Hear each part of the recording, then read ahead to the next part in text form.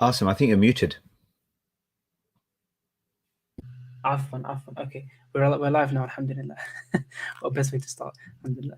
Assalamu alaikum wa rahmatullahi wa barakatuhu. Iqbal, how are you? You okay? How are you today? You okay? I'm very well, thank you. Alhamdulillah. Yes. How are you? Alhamdulillah. Alhamdulillah. I can't complain. Alhamdulillah. Okay. Bismillah ar-Rahman ar-Rahim. Alhamdulillah bil alamin wa salatu wa salam ala nabil kareem wa ala alihi wa ashabihi ajma'in.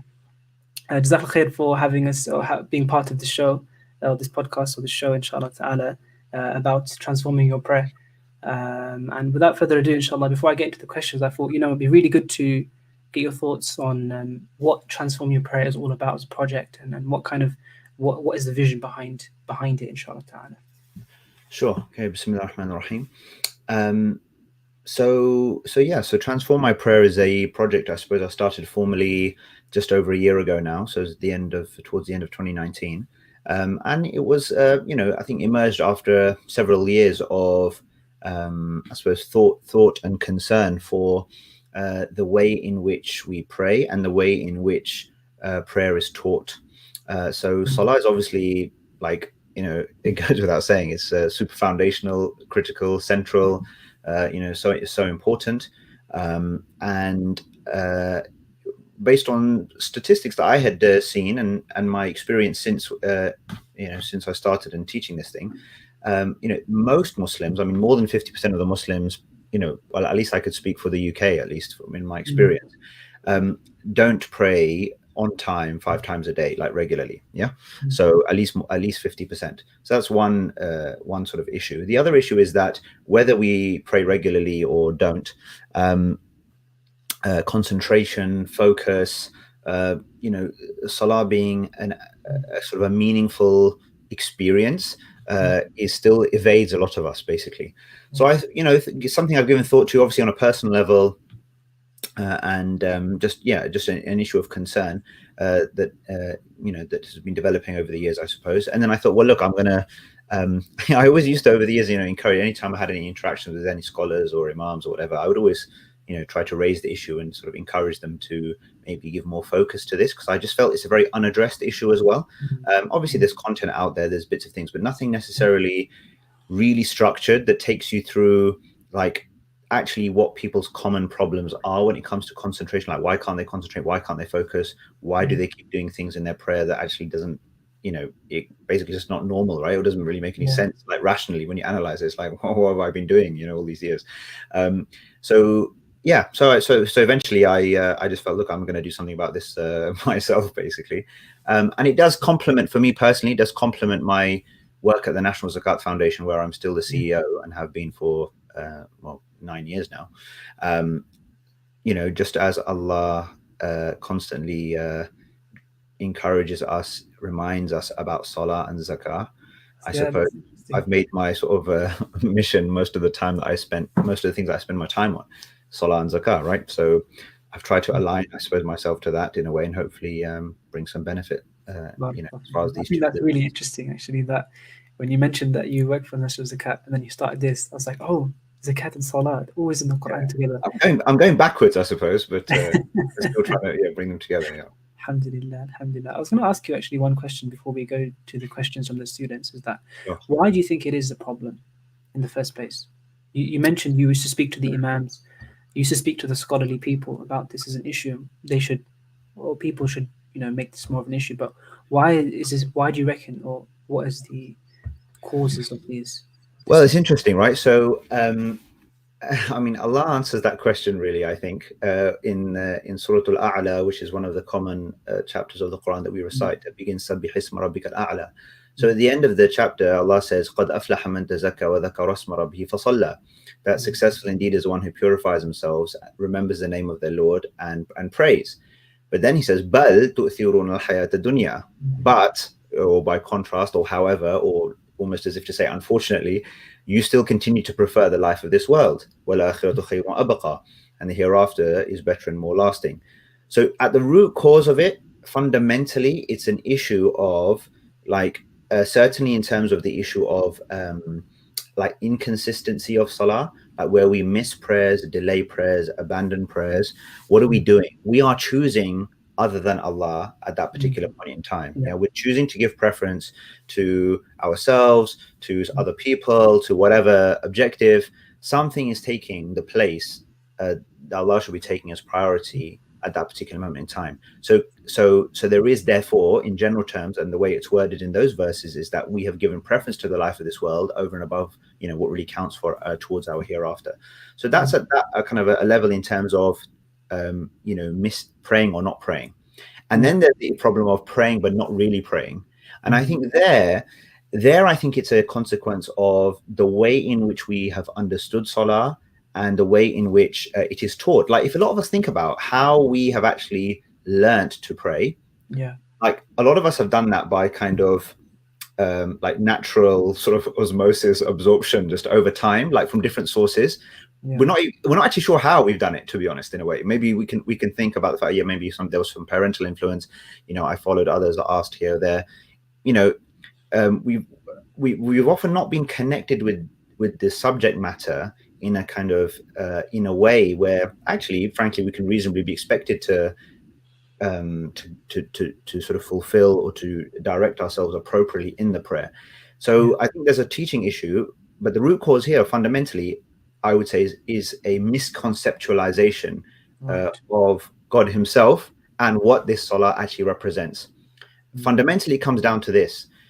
It comes down to a lack of genuine conviction in the Salah that there is actually a living, hearing, seeing Lord that we are actually interacting with.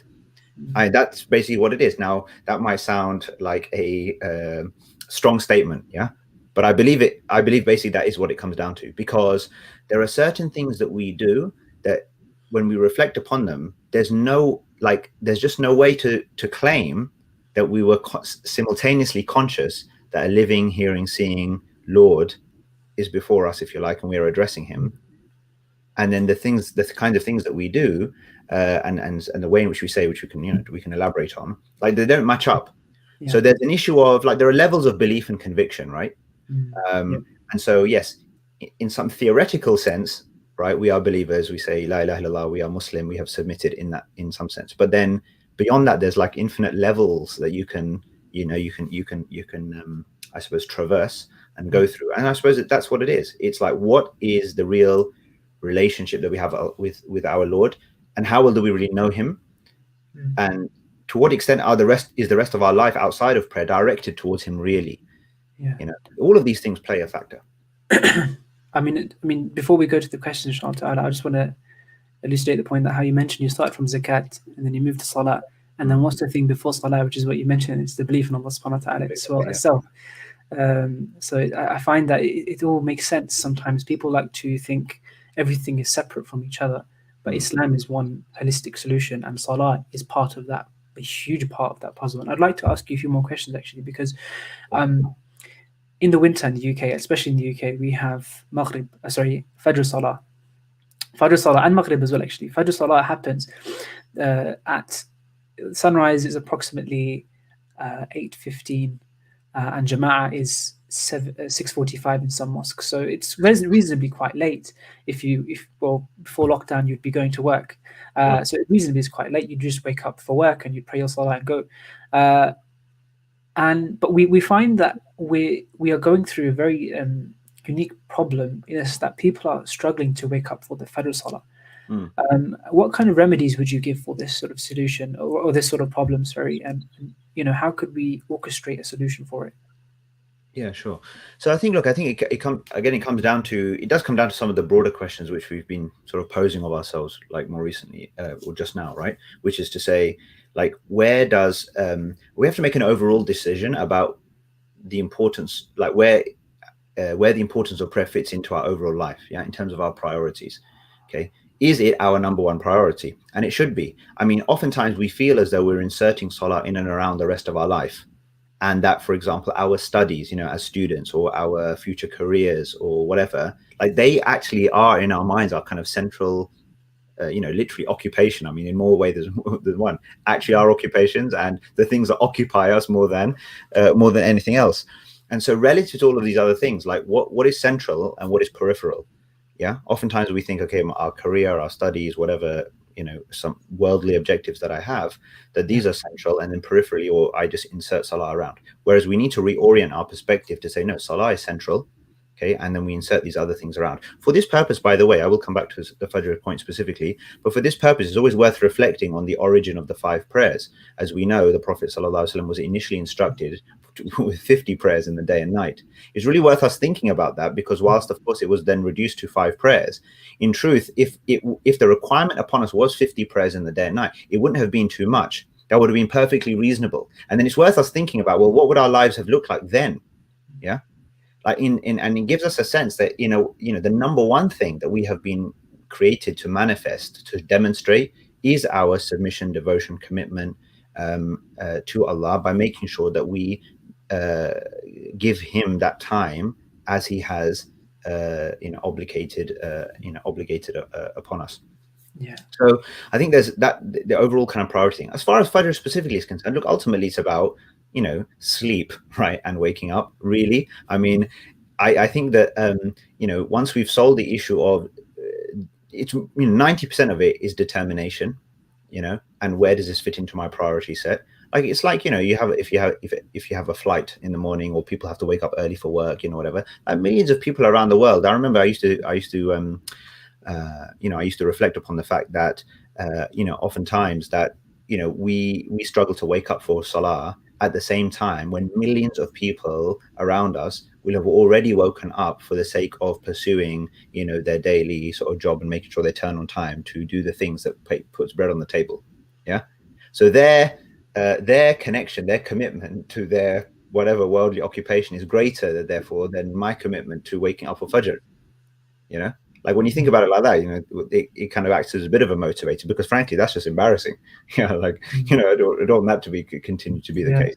So I think, but after that, look, clearly it's an issue of, it's definitely an issue of sleep. Like, there's no end of distractions, right? And forms of entertainment to kind of keep us occupied late into the night. And one of Shaitan's classic tricks is to keep us up, frankly, oftentimes doing completely useless things, of almost zero benefit or even harm potentially, and keep us up past midnight, 1, 2, 3 a.m. There's almost something, I know, even amongst student culture, there's almost like some bravado associated with that somehow. Yeah, that actually it's weird, or it's kind of strange for someone to sleep early and rise early. But we all know deep down that that's where wisdom is, to sleep early and rise early. And so, nowadays, of course, you have like a whole movement around this whole sleep and everything else. You need X amount of hours and blah, blah, blah. Yeah, okay, I think there's some benefit in that. There's some skepticism we should maybe show towards it as well. The point is, we know ourselves. We know what is a reasonable night's sleep that we require.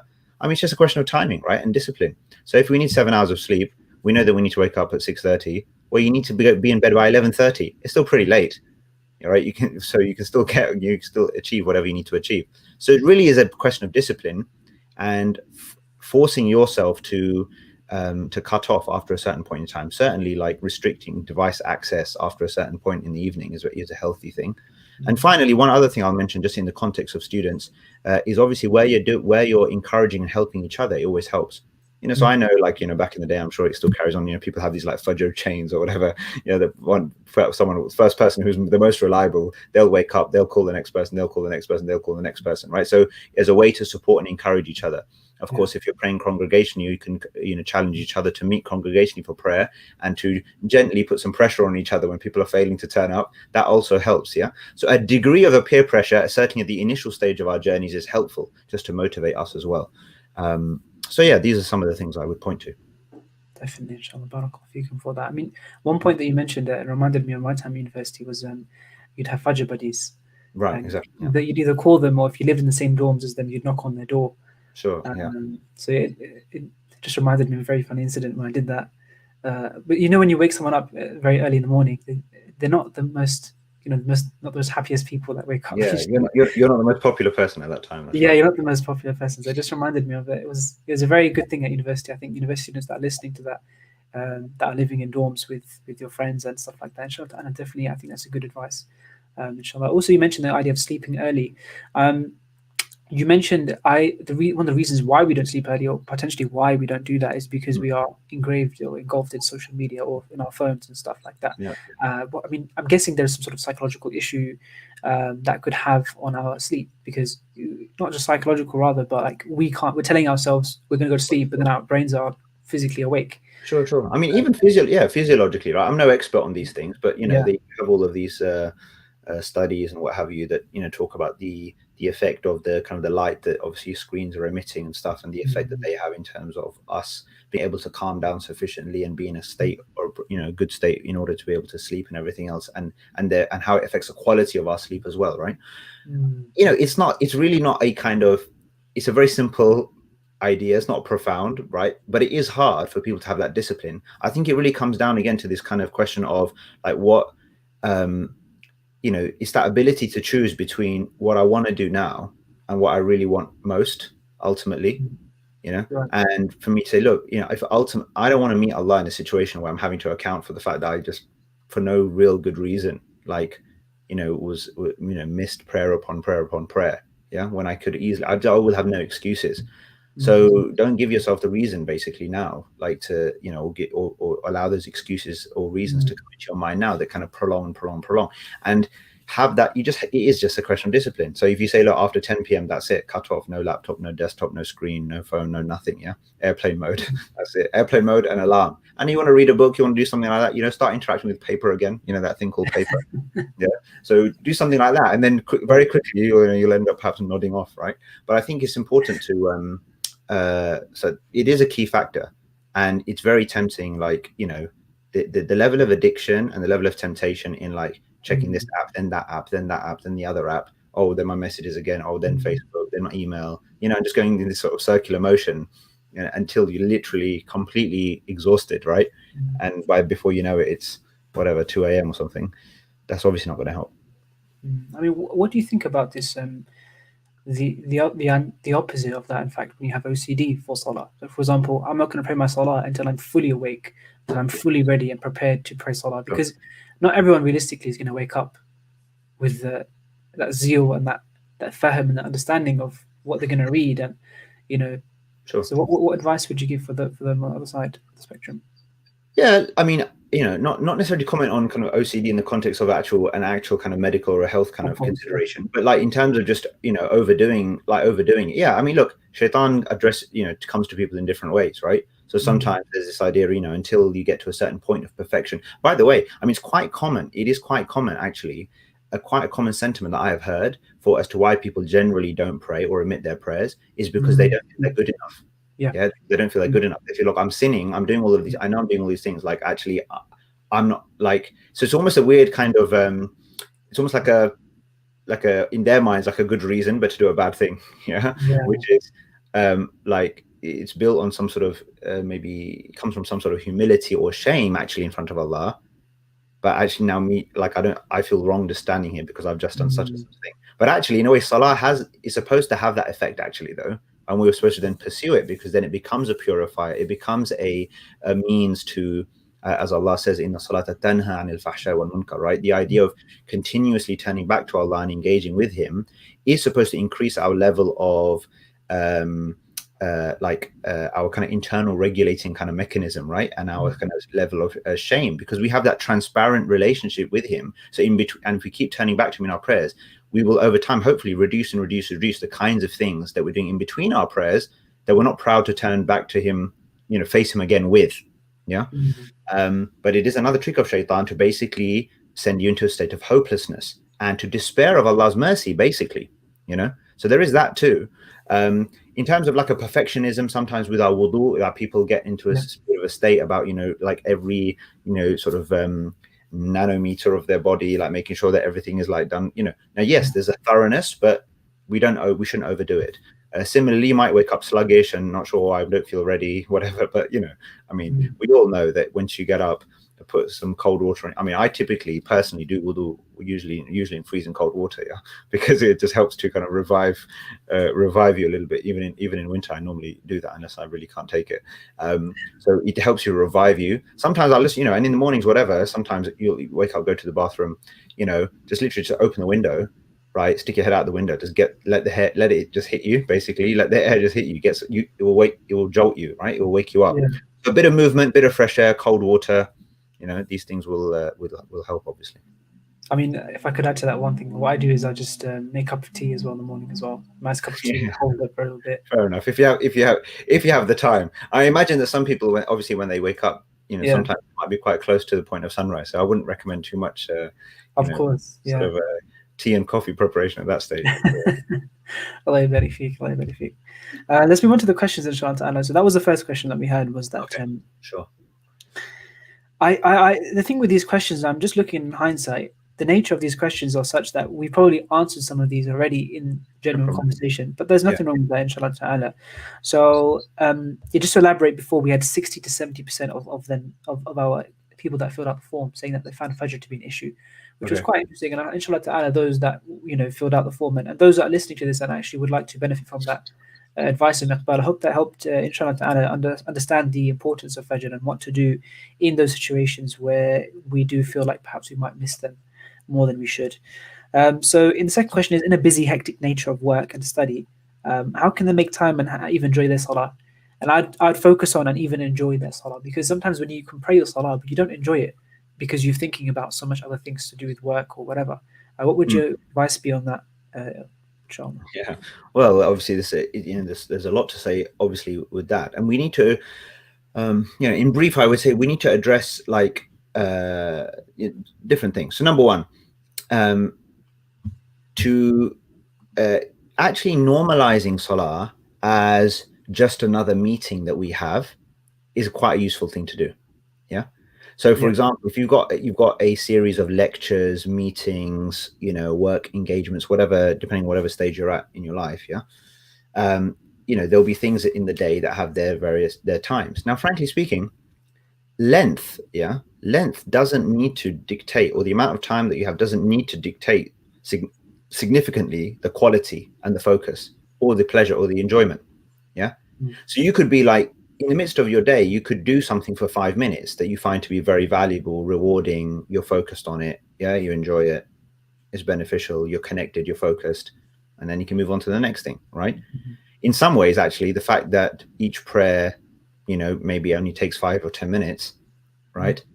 I mean, it's only 5 or 10 minutes, for God's sake. Like, it's not like an hour, as students, you're used to sitting through an hour lecture, right?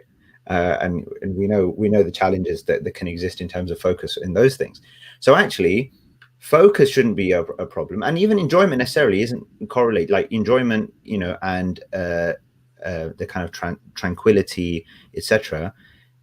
I don't think that actually most people's salah needs to increase in length significantly in order for them to experience significant gains in their connection, tranquility, enjoyment, etc. Yeah, I Right. think it's different. The actual, if you think about what needs to be done, it doesn't actually add too much time. Yeah, necessarily. Like you've probably, that sometimes the difference between a bad prayer, possibly an unacceptable one, and at least a minimally kind of acceptable one or a decent one, might only be a couple of minutes, in terms of the difference, in terms of time. Yeah. The issue basically is a couple of things. Number one, I think the preparation part is very important. So in each prayer, one thing I recommend, okay, one component of the preparation that I really strongly recommend is what I call the golden minute. Yeah. So this basically says, when you come to the place where you're going to pray, right, and you're standing and you're ready, before you raise your hands, yeah, stand there for up to 60 seconds, just focusing your mind and getting into the zone. Yeah. Usually, most of us, between the time that we actually arrive at the place for prayer and the time that we raise our hands, like, is a very short time. I mean, sometimes people literally, there's no time. They literally walk and raise at the same time, and they're in. Yeah. Sometimes we stand, and actually, sometimes we can. And this is a strange thing that happens with Salah, right? Like time takes on a different kind of dimension. Something different goes on in our head, right? As far as our time perception really shifts. So all of a sudden in Salah, like small amounts of time feel like they're really long. So you can stand at the beginning of the prayer, and actually for a lot of people, when they start to do this, it's almost in a funny kind of way. It's kind of, they find it quite stressful just standing there thinking and focusing and almost like in some ways doing nothing, being still. Yeah, like a lot of people find that quite hard, right, initially, because there's like almost like a restlessness, yeah, to move to the next thing to do. There's a rush, whatever. There's a famous, very famous, you're probably aware of it, and I'm sure many of the listeners are also aware of it, a famous quote that the scholars often mention about an individual called Hatim al-Asam, who lived about a couple of hundred years after the Prophet ﷺ. So he was asked by somebody to tell him about his prayer. So he said that when the time for prayer comes, I perform an excellent wudu, and then I go to where I'm about to pray, and I sit down in that place until I feel myself in a state of tranquility. Okay, then I stand up and I imagine that the Kaaba is in front of me, the Jannah is to my right, the Jahannam is to my left, that the angel of death is above me, and that the Salat, the bridge over the hellfire, is directly in front of me. Yeah, and then I begin, saying the takbir, etc. And he describes the rest and moving in tranquility and all of the rest of it. And then he ends by saying, and then I finish, and then I wonder whether my prayer has been accepted or not. But the key point from that I wanted to emphasize is this part that between the time that you are now standing ready for prayer or sitting, even better, I think, because it helps to really calm you down, and visualizing, thinking, focusing, what exactly is it that you're about to do? Bringing to mind some of those bigger picture sort of realities, Jannah, Jahannam, you're not in front of the Kaaba, but you kind of visualize it, the hereafter, angel of death, the whole notion of praying as if it's your last prayer. We all know this idea of praying as if it's your last prayer is a theoretical thing, but have we ever really prayed even one prayer as if it's our last prayer, really? That that's it, like after this you're going, angel of death is just waiting, and after this one you're gone. Have we ever even prayed one prayer like that? Hard to claim that we ever have, but we could and can at least have tried our very best, to do that. These things focus the mind, because you know what it is, at the end of the day, it's about filling your mind and heart with really what matters.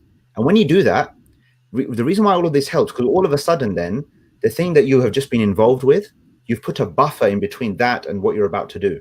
If you go straight from whatever was occupying you before straight into your prayer, you're going to carry those thoughts into your salah with you, right? Yeah, definitely.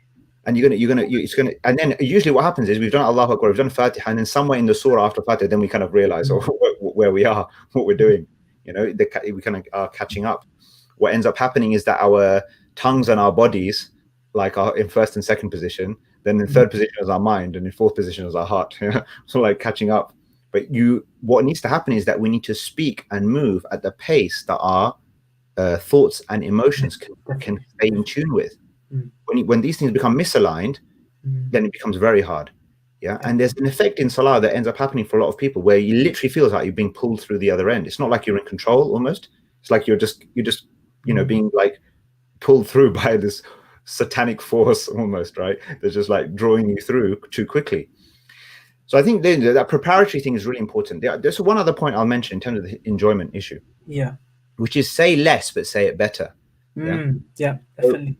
So it's not as important to do a long surah after Surah Al-Fatiha, right? Or to elongate the amount of things that you say in your prostration, of your ruku', etc. Actually, if you think about it, the amount of things that you need to say in your salah are very minimal. Yes, definitely.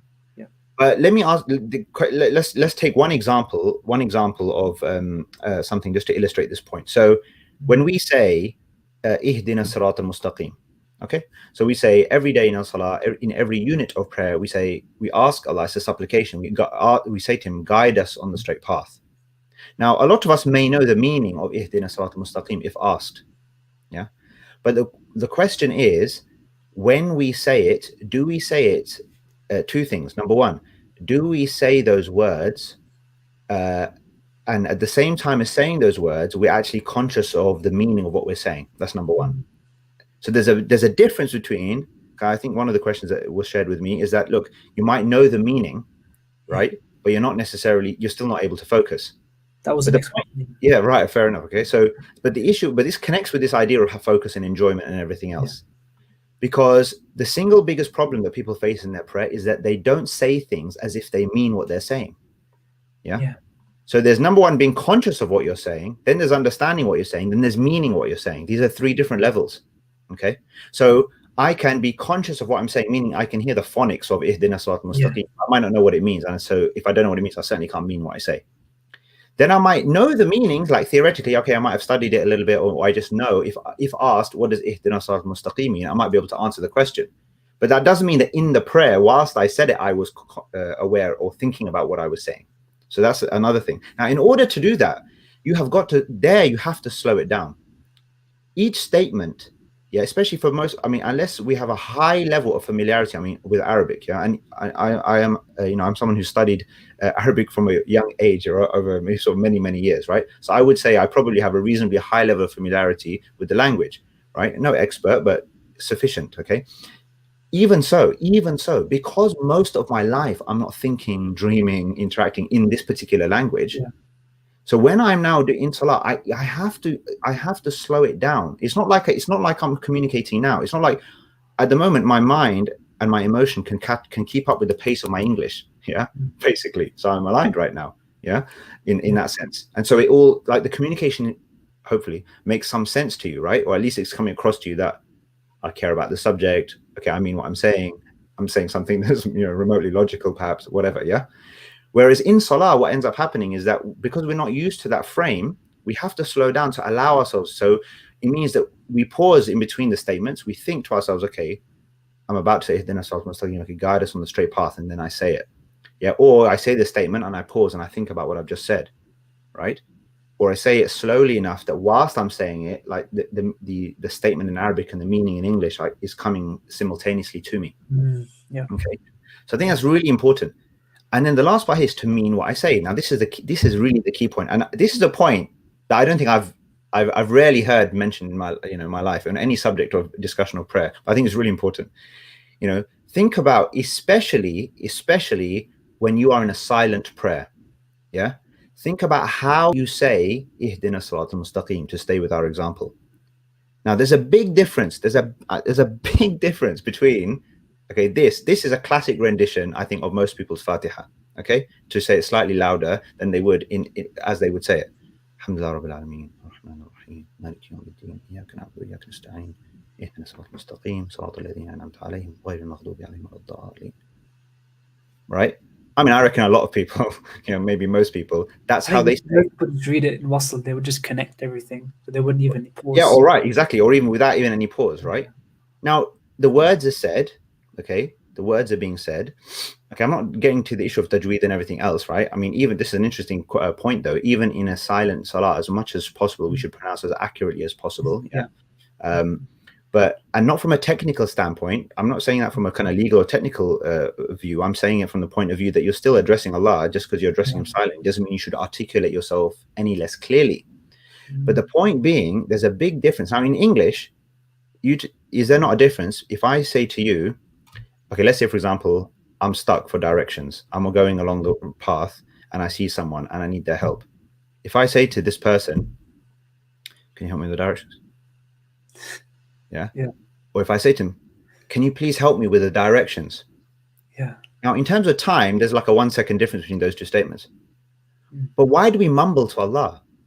Like, why do we mumble in a meaningless kind of fashion to Allah? Like, how can we claim that statement is a statement, or how can we think that He would think that we mean this request? Yeah, definitely. Because in communication, the tone of your expression suggests like the genuineness of your statement, right? So I could say everything I'm saying right now, say exactly the same words at the same pace, but completely monotonously, basically, and in a mumble. But then if I did that, you and whoever would say like there's something wrong with this person, basically, right? Like, he's speaking in a way that he clearly doesn't mean what he's saying. He's not interested.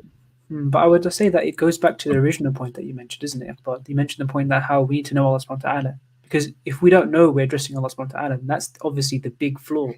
Because if Allah was there and you know Allah's there, but if you don't know Allah's there, then you're going to read your salah like your Imam Ferrari. Like, you're going to read it quickly and you're just going to mumble it. So I think that's a really good point that you mentioned. Yeah, no, you're right. So, but the thing is, you know what it is? It's like, even at a, in order, this point I think is a simple, but I do think it's a profound point, because you don't need to be some great, alim, arif, like, Gnostic, as they say, like, of Allah in some nth degree of detail, to just know that He is an entity who hears, and I want to speak to Him in a way that that I would hope He would take me seriously, basically. Yeah. Do you know what I mean? Like, we do that with each other all the time. Like, if we have children, like I have children now, so like, if they speak in a mumble or they speak in an unclear way, that's something that I discipline them on, or I teach them, or I help them with sorting out. I don't accept that from my children. if they speak to me or I see them speaking in such a way, I say, we say to our kids, speak clearly, yeah, like articulate yourself properly. But why? This is the thing. Now, this I think is a real, it's a really telling point, because it does come down to, like you said, it does come down to the level of consciousness that we have of him being a true, like Allah being a true entity for us, not some abstract idea. You know, a lot of the way we do our Islam is like with Allah is some sort of, like an abstract idea, a concept.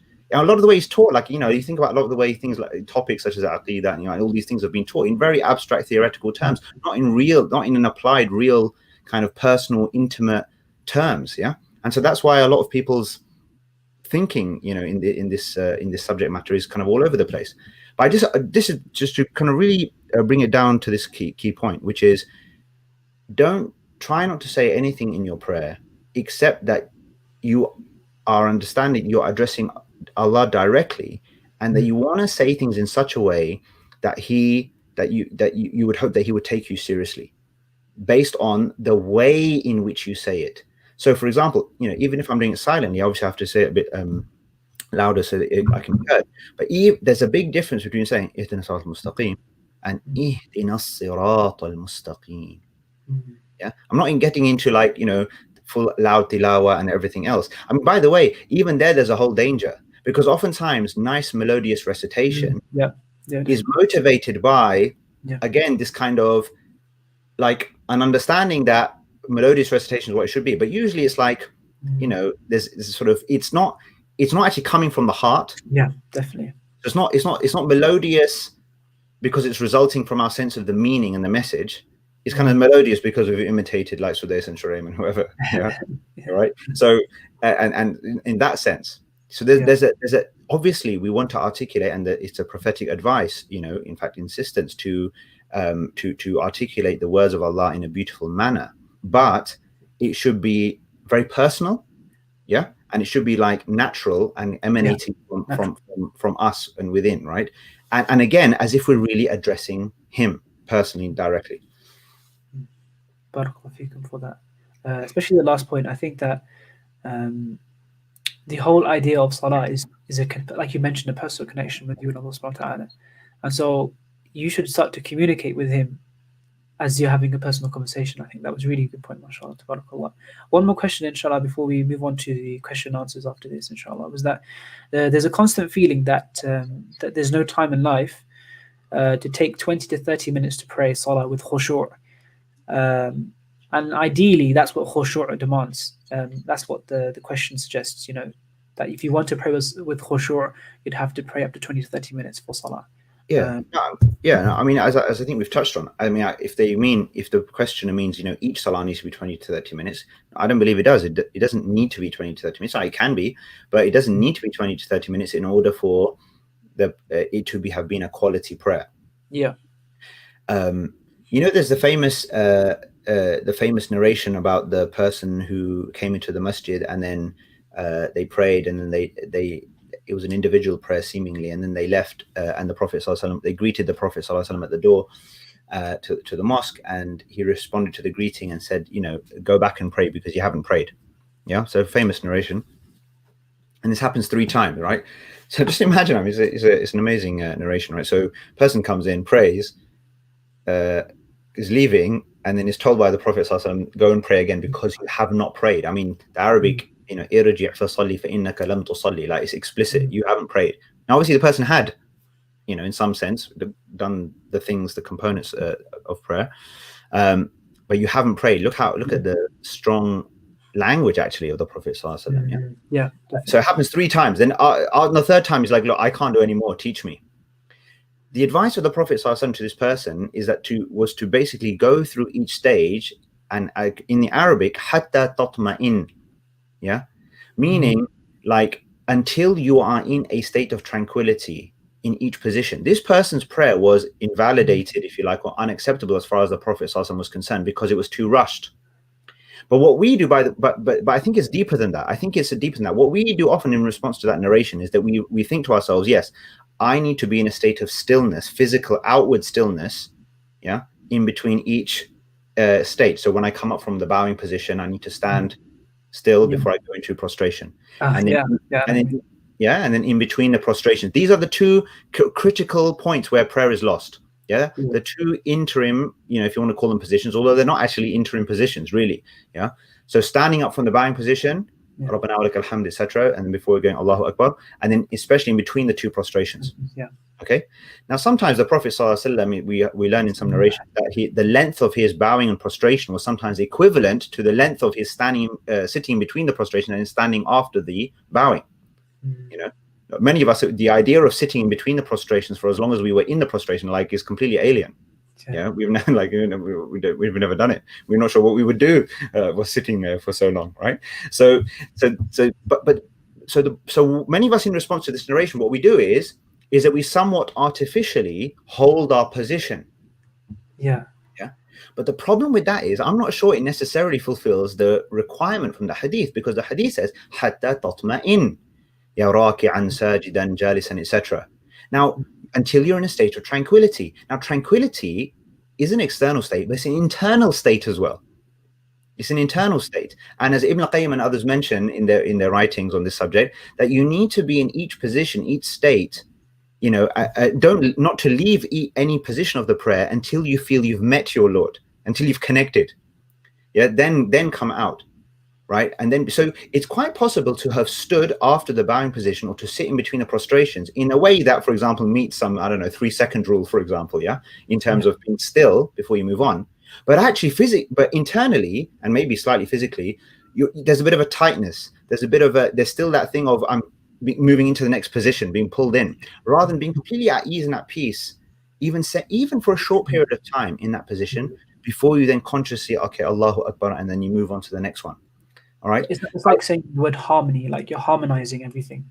You harmonize, aligned, connected, right? These kinds of words.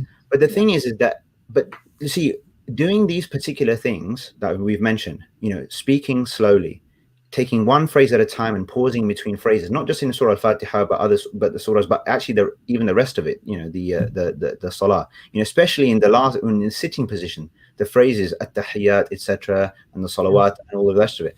This here, is really, again, another danger zone, because first of all, a lot of the meanings of what we're saying, I think, are lost on a lot of people. Definitely. They get all merged into one big long sentence, basically, whereas there's actually a huge number of different things that are going on in these statements in the sitting position.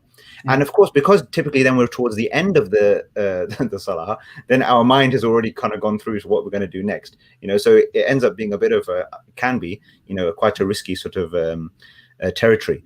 But I genuinely believe that in order, let's say, for example, someone now, and I recommend this as an experiment, if you like, for people to do, before you pray your next prayer, say it's your Isha prayer now, if you're in the UK and you're watching right in the evening, so your next prayer is going to be your Isha prayer. Okay, so fine. So before if you're praying congregationally, that's fine. You're doing. But if you happen to be praying at home, or you're leading a salat at home, or what have you, or on your own, let's say you pray, and you can do this for Isha, for any voluntary prayer, whatever prayer, right?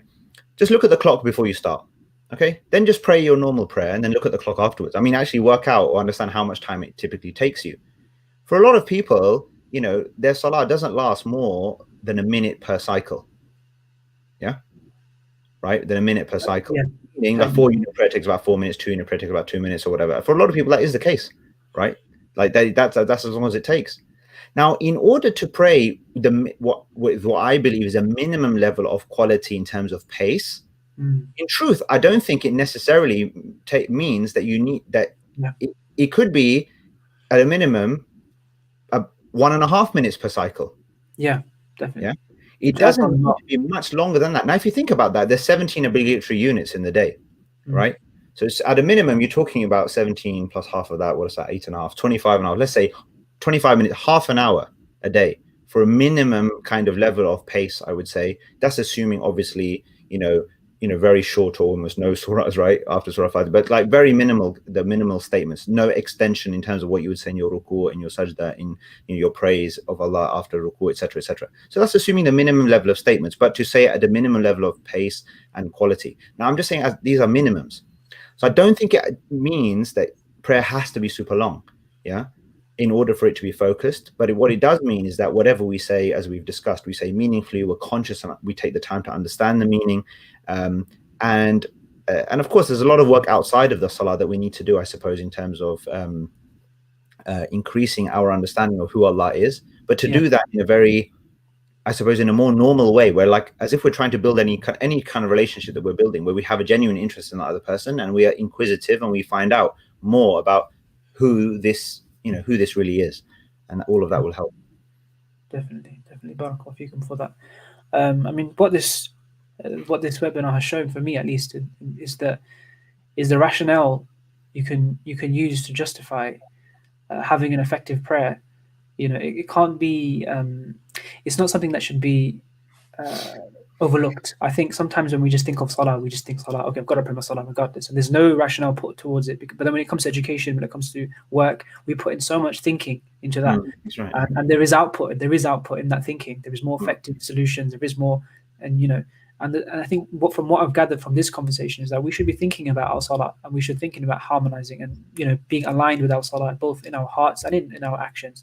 And there is not necessarily a huge amount of time you have to put in to pray your salah. Half an hour could just be suffice if you just follow the right way to pray your salah, which is what I'm getting from just of what you're considering. Yeah, no, absolutely. I think you're absolutely right. So we don't, considering that it is the most important action. Yeah, I mean, we haven't mentioned some of these more introductory things. I mean, most people are aware of them, but there's no there's no extent to which you can't remind yourself enough that salah is the first thing you'll be accountable for. Yeah. And as the Prophet ﷺ said, if it is in order, everything else will be in order. If it isn't, they're not. And like, then someone, success lies in that. قَدْ أَفْلَحَ الْمُؤْمِنُونَ الَّذِينَ هُمْ فِي صَلَاتِهِمْ خَاشِعُونَ. Right? Successfully did other believers, those who have this quality of khushu', this humility and focus in their prayer. And then after mentioning a number of other characteristics of the believers, ends again with another, وَالَّذِينَ هُمْ عَلَى صَلَوَاتِهِمْ يُحَافِظُونَ, those who preserve and guard their prayers, so covering the inward and the outward aspects. Now, one of the things that we need to realize, and how can act as another way to motivate us, is the fact that sometimes we lose sight of the worldly benefits of prayer. Yeah, maybe it's because we think that the only benefits of prayer are in the hereafter. Yeah, and maybe that feels a bit distant. So which is why it kind of maybe doesn't motivate us maybe sometimes sufficiently. There are supposed to be worldly benefits of salah in terms of our emotional state, our psychological state, our level of energy, our level of motivation, right? And even on a societal level, in terms of on a macro level, on societal level, from the various verses in the Qur'an, we can conclude that actually salah is at the heart or at the cornerstone of social reform. Yeah, actually, any efforts to bring about certain positive kind of things in changes in the world that is not rooted somehow by returning a sense of godliness, into the center of the discussion, is going to be short-lived, because ultimately it is a departure from that is our fundamental kind of problem as human beings, right? And salah is the ultimate manifestation or the demonstration of a commitment between the human being and the divine. Yeah, because you're turning up for your appointments, frankly, with your boss. Yeah, that you are, that you're actually showing and demonstrating that. So I think that's another thing to bear in mind. If nowadays, there's this big kind of mindfulness kind of movements, big issues in terms of mental health and this and that, what have you. This is the starting point for getting that right. And it won't solve those problems, or it won't have those benefits just because you've done the prayer in any way, but it certainly will contribute to positive solutions and benefits if you do it in the right way. Yeah, as we have been discussing. I think as well, when you mentioned, you quoted Surah Al-Mu'mineen, قَدْ أَفْلَحَ الْمُؤْمِنُونَ. Mu'minun, sorry, yes. And then it reminded me of that other surah, Surah Al-Ma'arij, when Allah talks about إِلَى الْمُصَلِّينَ. These are the people that pray the salah, and then all those qualities that come after it. It's not just the salah, there are other qualities that emanate from it. And I think that was, some of those things have worldly benefits as well. And I think that was really... By the way, but just on that particular point, that's one of the verses that illustrates, because just prior to that, what does Allah say? How do you get to إِلَّا الْمُصَلِّينَ? Yeah? إِنَّ الْإِنسَانَ خُلِقَ هَلُوعًا إِذَا مَسَّهُ الشَّرُّ جَزُوعًا وَإِذَا مَسَّهُ الْخَيْرُ مَنُوعًا إِلَّا الْمُصَلِّينَ. That's really important. So people are created in the state of volatility. Yeah? When difficulty or harm touches them, they become anxious. And when good comes to them, they become withholding. I.e., what what is Allah saying? That these people are generally in a state of fear and anxiety about the future, about what's going to go wrong, about everything that's going to happen, blah blah blah, whatever. Yeah. And a lot of us suffer this. Yeah, of course. Whoever it is, right? Muslim, not Muslim, whatever. Like we all have these anxieties and fears and worries and concerns about the future. True believers don't, of course. Yeah. True believers are at peace. They're calm. They're chill. They're determined, right? They have concerns with regards to the future, but they have no fear. They don't live with fear. Yeah, they only fear Allah. They don't fear anything else, not circumstance, not person. But the point is that in this verse, Allah is saying, look, people generally are in this kind of anxious state, right?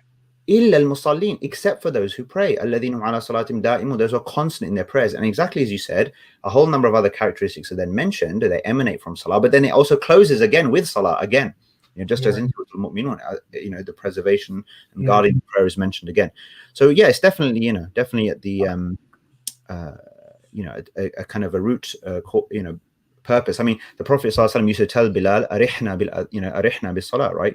Like, give us rest, give us relaxation, give us relief in the prayer by calling the adhan. Ju'ila qurratu ayni fi salah. Yeah, my highest pleasure, my highest delight, the thing that I most look forward to, has been placed in the prayer, as if there is some secret there to go and find. When you're in your salah, there's like this there's this moment of like a sort of a certain level of connection that you can achieve that is like that transcends,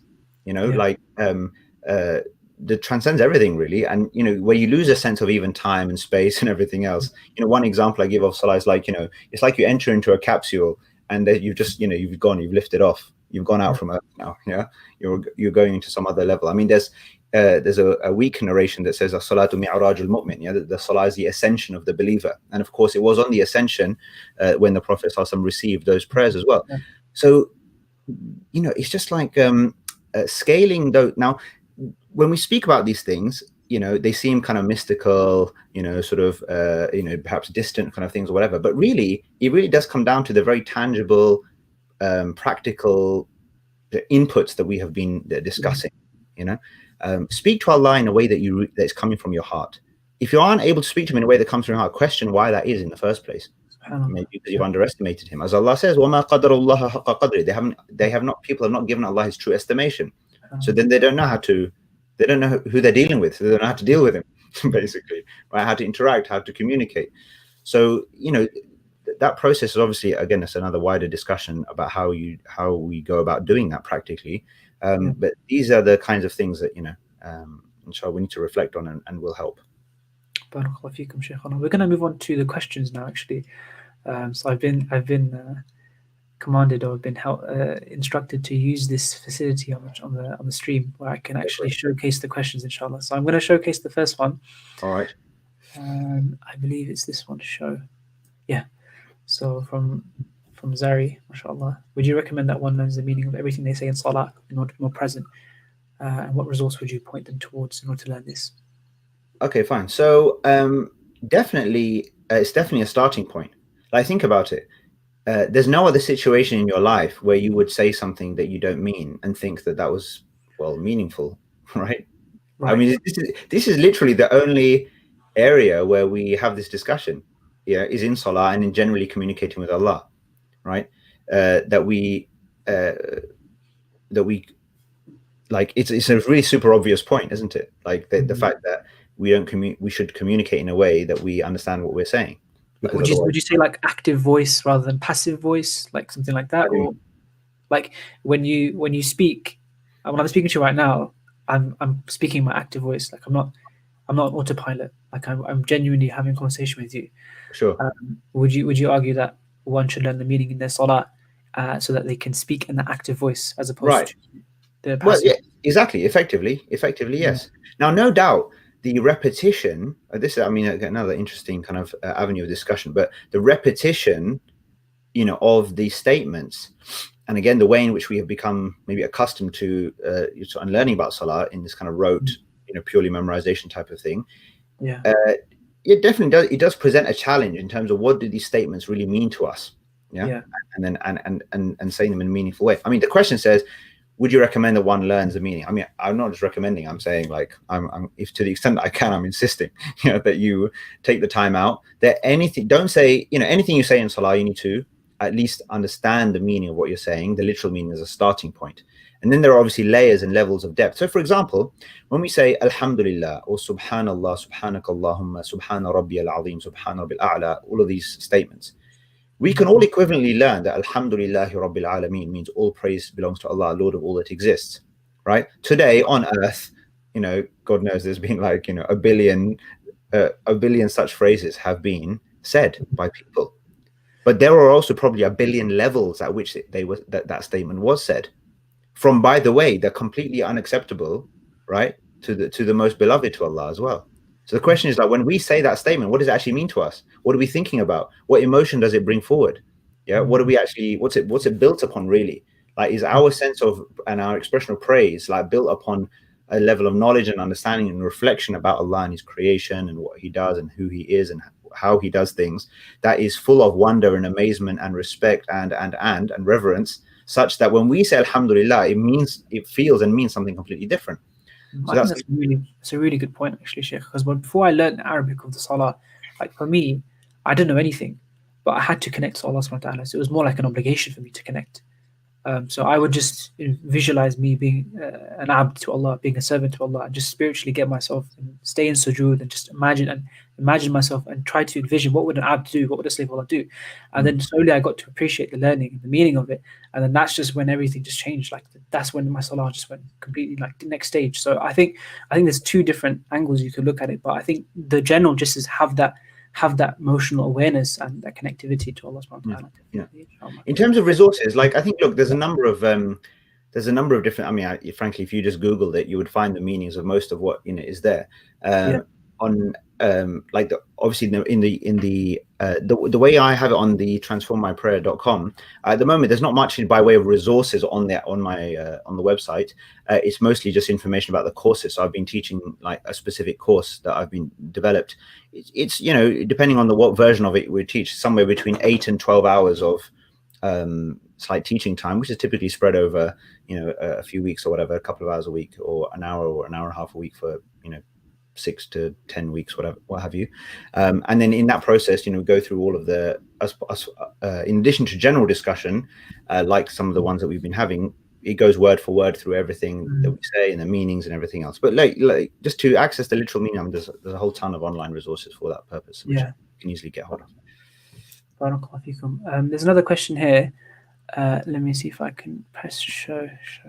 What about when we take medicines that make it difficult to wake up Fajr? So I think when we're talking about waking up a Fajr, sure.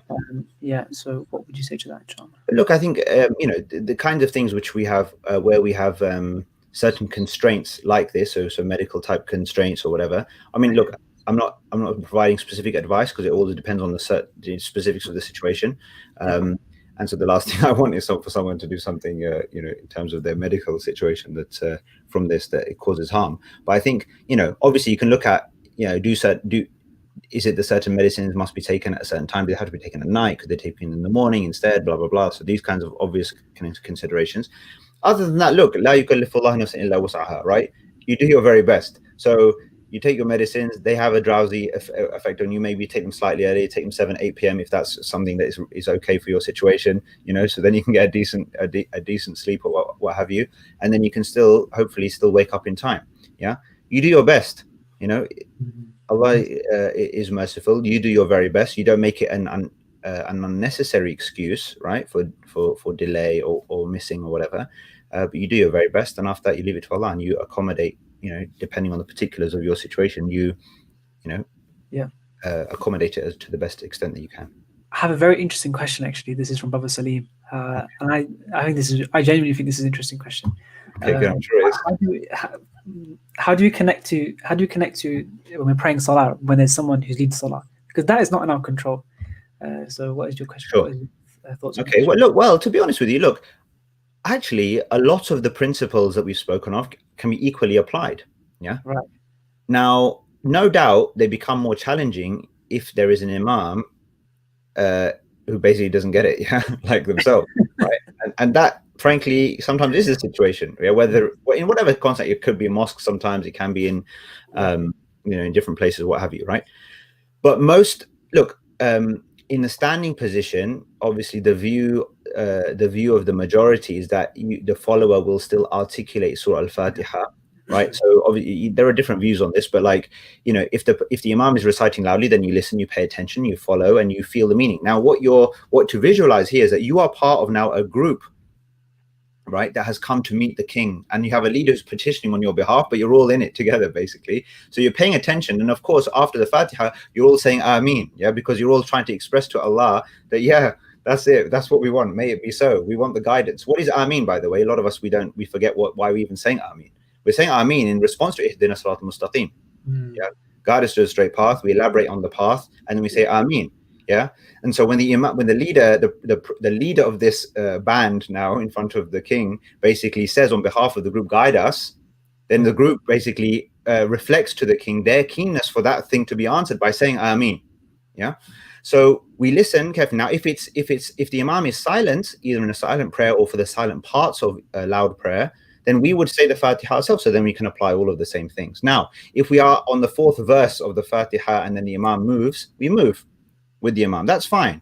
Again, the onus on us is not to fit everything in or to rush it, because we are not accountable for the pace of the imam, right? The imam will move at the pace. We need to move at his pace in terms of movement. We can't drag behind him. But whatever we do say, even in a short amount of time, let's just say that well. So you focus on saying whatever you're going to say well. Now, the fact that the imam has now moved and you've only said once Subhan Rabbil Azim, for example, or Subhan Rabbil A'la, that's okay. That's now you've done the minimum, right?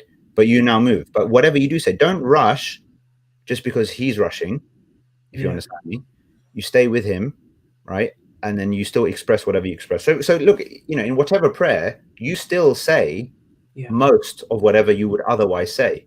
But Shaykhuna, I would argue that perhaps this questioner is just asking a simple question, but for me, it's quite a deep question, because there are lots of different ways you can go about it. So I actually spoke to the Imam once. I said, look, Imam, like, I love you, but you can't read this slow. Like, why read this quick? And he said to me, you're not obligated to read. So that was his position, that you don't have to read. You're just you just follow me, right?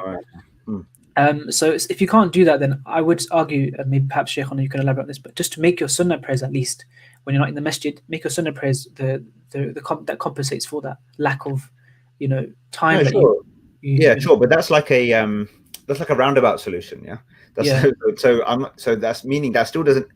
It doesn't address this specific question, which is like, okay, whether or not the sunnah happens and how it happens and everything. That's of course, if you can do it, you should do it, and if you can do it, and you should do it as well as you can. Yeah, and it generally, yes, as you're absolutely right in saying, it generally then compensates for the voluntary and prayers compensate for the deficiencies in our obligatory prayers. Understood. But still, the issue comes like when I'm literally behind the imam now, I can't just be thinking, well, I'm to give up on the process. I know I'll wait for my sunnah to do something. Yeah, of course. So I still think there's certain things to be aware of, or certain principles, which are like, don't compromise the quality of your statement. Yes, definitely. And because that's very tempting to do. Yeah, right. Like I'm sure I will have done, historically, if I'm behind an imam who's praying relatively fast, and then I've kind of now I've understood that in the first or second unit, all right, okay, we're at a certain pace here. Then in the subsequent units of prayer, I might rush my statements, trying to fit it in, because I know he's about to shift. Yeah, right. So, yeah. But there's another phenomenon, though. I mean, it's not always, of course, it's not always the case that this is oftentimes is the equally probably a current phenomenon, which is that, sometimes we feel frustrated if a position of prayer is even slightly longer, than we expect. So, for example, sometimes we are in the prostration. We will have said Subhan Rabbil A'la 3 times, but the imam's still in prostration, and now we're like, it's almost like we're sort of waiting. When will Allahu Akbar happen? When we will move to the next thing. Now, this is also, don't be caught in this situation either, right? Definitely. Every time the imam says Allahu Akbar or Sami Allahu liman hamidah, actually we should be surprised. Yes. Yeah. So it should because we should be busy, basically, saying and speaking and doing whatever, because there's no part of the salah where we can't keep going or even repeating. So, if we want to repeat Rabbana wa lakal hamd, hamdan kathiran tayyiban mubarakan fi, and there's almost other things to say, right? If we're aware of these things, even if you only know the short version, we can keep saying Rabbana wa lakal hamd, Rabbana wa lakal hamd, Rabbana wa lakal hamd. There's no problem with that. Yeah, we can keep praising Allah. And then when the Imam decides to say Allahu Akbar, then he says Allahu Akbar. Similarly, we can increase in our supplications and our prostration. But you don't never need to be in a situation where you're. I actually do encourage silence and pausing and reflection, because oftentimes we actually don't give ourselves any time for that in our prayer. We're just constantly talking, without any pause whatsoever. Yeah. But not just because now I've said the minimum, and now and actually internally I'm feeling like, okay, this Imam's taking too long. Sometimes it's the opposite problem also, that we experienced. Yeah. You may not experience that, but people do, right? People do that, commonly experience that, where and especially for those positions where ordinarily people aren't used to a long wait. So you say Imam says Sami Allahu liman hamida, and is literally just 5 seconds, stands 5 seconds longer than people expect, and people are already like falling into their prostration, right? They're like, what's going on? Why is he taking so long? What's he doing? Anyway, so that's an important thing as well. Not to anticipate the Imam's move is what I'm saying. We have a few more questions, inshallah ta'ala. One question here is from Usama. How can we make it more acceptable to our tutors and supervisors that we need to leave the work or study space to go pray, especially in winter when it's 2 prayers in a seemingly short time span? It's a very true statement. No, sure. Look, I think in any context, whether it's a university, in work scenarios and different things, right, there are, where we have to negotiate these kinds of things. So look, I don't think it's about how do we make it more acceptable to them, right? I think it's more just a, I think what's always good about these things is never to leave the discussion to the point in time where you need to basically take the time out. Yeah, I think you should, meaning approach the discussion with the relevant people or stakeholders in advance, or like anticipate the issue basically, right? So sometimes we leave it to the last minute and we don't have an upfront conversations, with our whoever it might be, tutor, supervisor, if it's in a work context, with our colleagues, with our, whoever we report to, managers, team leaders, whatever. Okay, so these are conversations that should happen upfront in advance, that respectfully say to them, look, just to let you know, I'm a Muslim and this involves me engaging in prayer at certain times in the day and in the evening. So at the current time, it's there's a compressed time, and I do my best to make sure that it happens outside, but if you don't mind, I'm going to be comes just a little bit into this session. I mean, if it's unavoidable, sometimes we don't we make things more difficult than they have to be, right? And we don't plan enough, and then we end up stuck, and then it's like, oh, I need to go. Well, you could have done it before, so why didn't you plan it properly? So if it is the case that literally is so back to back, and there's like and I can appreciate that may well be the case, then finding some accommodation, and just letting people know respectfully that this is the situation, and just to let them know that can we either, if it's like small supervisory groups, potentially the start could be delayed by 5-10 minutes if that's appropriate, or you'll just let them know that you'll come a little bit later, whatever. You may not have that flexibility always, meaning you might have to miss something, but normally, in my personal experience and the experience of most people, I'm sure that where there is upfront conversation and reasonable conversation, and it's in advance of the thing, like 9 times out of 10, there's a lot of understanding, a lot of support, a lot of accommodation for that. I've always personally experienced that, in employment contexts, in university, in different situations, and whatever is said, there's always, whatever is said about the, and I'm not saying obviously it doesn't occur, right? There is like anti-Muslim kind of prejudice and this and that, and all of the things that are occur. And I know on campus, like there are certain universities, especially where students seem to have a particularly hard time, it seems sometimes. But the general picture, I think, is one of a lot of accommodation and freedom and tolerance and support. Anyway, so very, very positive answer.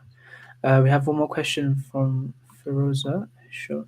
What kind of evaluation questions should we ask ourselves after each salah to make our next salah a better one? Yeah, nice question, mashallah. So, so it reminds me, when it's amazing, isn't it, that the Prophet sallallahu alaihi wasallam, immediately after the prayer, his first words would be astaghfirullah, astaghfirullah, astaghfirullah, right? That is forgiveness. So amazing display of humility. Like after each prayer, even by the Prophet sallallahu alaihi wasallam, who had the best of prayers, that almost to say, I'm really sorry for that performance, basically, almost, right? Or, to seek Allah's forgiveness for the deficiencies. So we'll always be deficient in some way. Our minds will hop on here or there.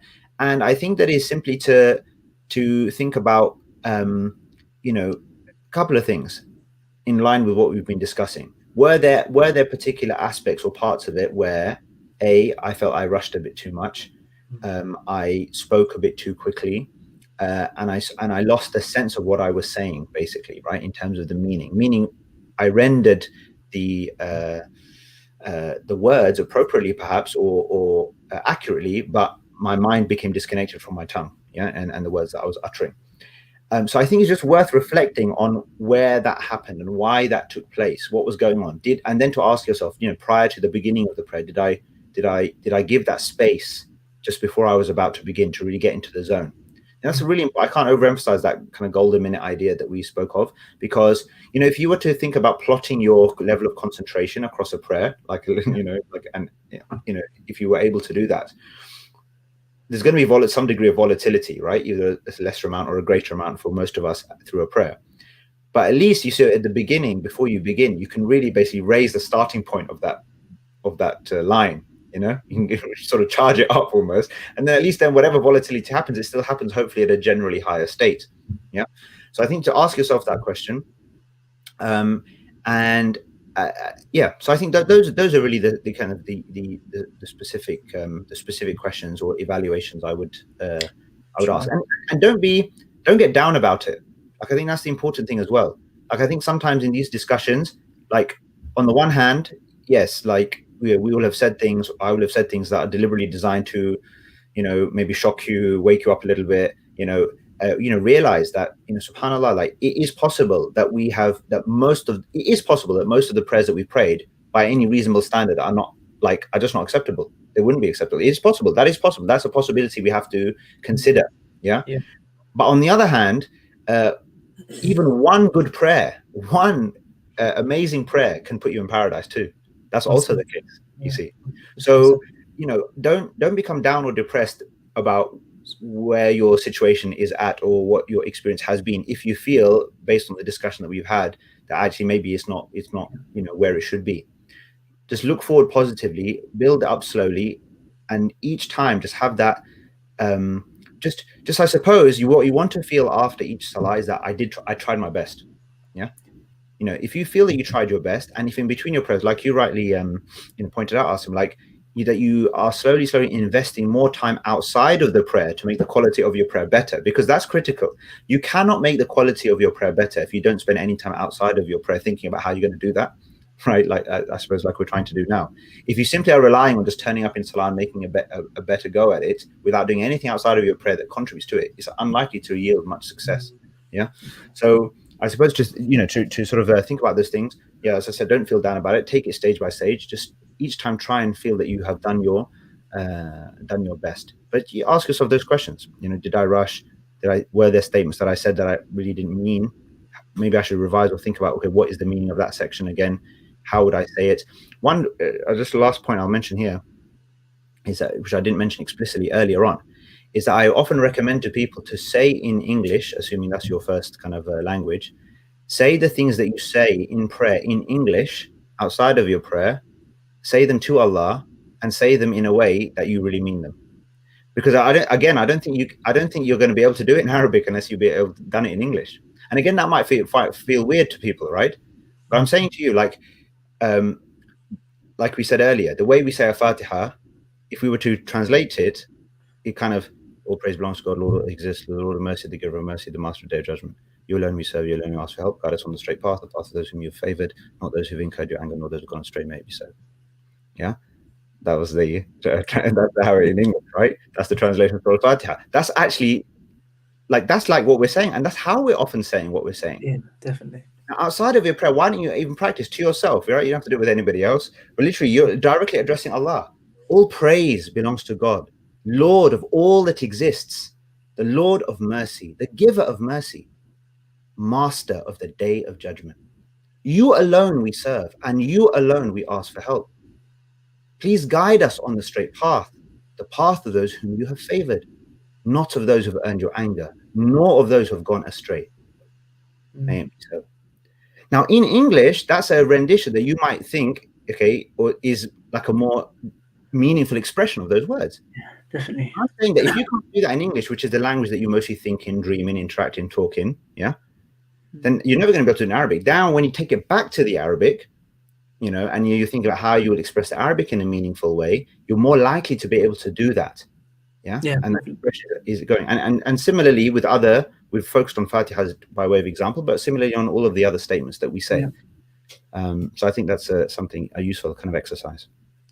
Barakallah feekum. Well, I think we'll have to end the session today, inshallah ta'ala, on this note. I think that may Allah subhanahu wa ta'ala, reward everyone who has attended and has benefited from this.